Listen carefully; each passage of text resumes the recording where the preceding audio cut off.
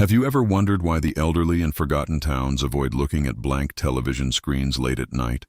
Or why some of us feel a sudden, inexplicable urge to cover every mirror before sleep without knowing why? The story begins in a dimly lit basement in Portland, where Ethan, a young man who dedicated his life to restoring forgotten visual archives, thought the only danger in his profession was dust and the loss of memories. But on a stormy night in March 2026, he discovered a VHS tape that would change his concept of reality forever. The tape had no label and no date, just a black piece of plastic that seemed to soak up the light around it. When he placed it into the player, the usual colors didn't appear. Instead, a static frame of a room appeared, completely empty except for an old wooden chair in the center, and a heavy rhythmic breathing sound filled the space. This static scene continued for long minutes until a human face began to emerge slowly from behind the thick shadows. It wasn't a distorted or bloody face, but a normal human face of a man wearing an old shirt. However, he was smiling, a very wide, unnatural smile, to the point that the corners of his mouth seemed to stretch to touch his earlobes, while his bulging eyes stared into the camera without blinking even once. Suddenly, with a whispered voice like the hiss of a snake, the man on the video spoke his name. "Ethan, why did you lock the door?" "I am right behind you." At that moment, Ethan felt an icy chill pierce his spine, and his blood froze as he felt the air pressure change in the room around him. He turned very slowly toward the locked door behind him, but he found no one. When he looked back at the screen, he discovered something even more terrifying. The man in the video was no longer sitting, but his face filled the frame completely, as if his forehead were touching the glass of the screen from the inside, his bulging eyes shining with a localized madness he had never seen before. Reality began to tear apart around Ethan in the days following that screening. His home was no longer a safe place, but turned into a trap of psychological contradictions. He opened his closet one morning to find it filled with hundreds of Polaroid photos showing him sleeping. And the tragedy was that they were taken from impossible angles inside the room, some from the ceiling and some from under the bed.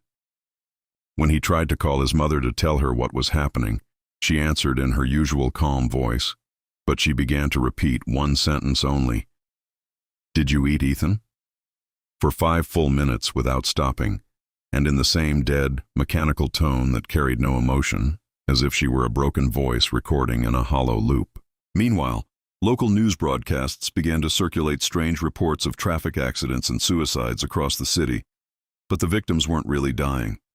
They were rising from the wreckage with their exposed fractures and shattered bodies, continuing to walk in the streets while smiling that same wide smile, as if their souls had been replaced by something else entirely, something that refuses death and wants to spread the infection. Ethan began to see these smilers everywhere, standing under streetlights at night, staring at his window in absolute silence, waiting for the moment when his nervous system would weaken completely. He was no longer able to sleep because every time he closed his eyes, he heard a faint sound of breaking glass approaching his bed, and the voice of the man on the tape whispering, "The time is approaching. We need your vessel." On the night of the final confrontation, the electricity was cut off from the entire neighborhood, and Ethan's house was plunged into a pitch darkness broken only by the weak light of his phone. Searching for any way to see what might be hiding in the corners, Ethan opened the phone camera, raised the sensitivity to the maximum, and began to roam the apartment.